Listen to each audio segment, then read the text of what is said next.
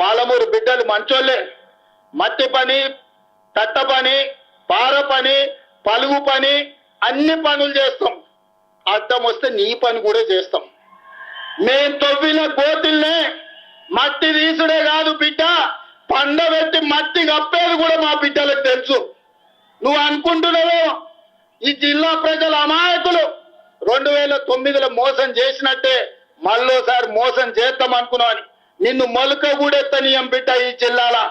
విన్నారు కదా, ఏదైతే ఆ తీసేటటువంటి బొందలోనే మట్టి కప్తాం అంటే ఏంది, అర్థమైంది? అది ఇంత పెద్ద మాట, ఇంత పెద్ద మాట, అది మీరే అర్థం చేసుకోవాలి. నువ్వు తీసినటువంటి బొందలోనే మట్టి కప్తాం, నిన్ను మట్టి కప్తాం అంటున్నాడు అంటే ఏందన్నట్టు? ఇది ఈ మాట ఎవరిని అంటున్నాడు? కేసీఆర్ని అంటున్నాడు. ఏం చెప్పాలి రేవంత్ అన్నకు? ఇవేనా మాటలు? ఒక ముఖ్యమంత్రి హోదాలో ఉన్నటువంటి వ్యక్తి మాట్లాడాల్సిన మాటలు ఇవేనా? నువ్వు తీసినటువంటి బొందలోనే నేను మట్టి కప్తాం. మట్టి ఎవరిని కప్తారు? చనిపోయినటువంటి వాళ్ళని బొందలేసి మట్టి కప్తారు. ఇక నేను ఆ మాటలు నేను మాట్లాడొద్దు, కానీ బాధ అనిపిస్తుంది ఇట్లా మాట్లాడుతుంది, ఇబ్బంది అనిపిస్తుంది. ఒక ముఖ్యమంత్రి హోదాలో ఉన్నటువంటి వ్యక్తి ఇట్లా మాట్లాడొద్దు. రాజకీయంగా విమర్శలు చేయాలి కానీ వ్యక్తిగత విమర్శలు ఏందండి?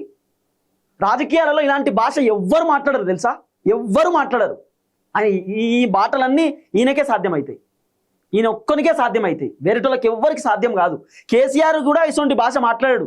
ఆయన మాట్లాడేటప్పుడు ఒకటికి 10 సార్లు ఆలోచన చేస్తాడు. ఈయనకి ఏ ఆలోచన ఉండదు, నోటికొస్తే చెప్పేయాలి గంతే, అనేయాలి. మళ్ళీ వినుర్రిగో అసలు ఎంత ఘోరమైనటువంటి మాట ఇది. అడ్డం వస్తే నీ పని కూడా చేస్తాం.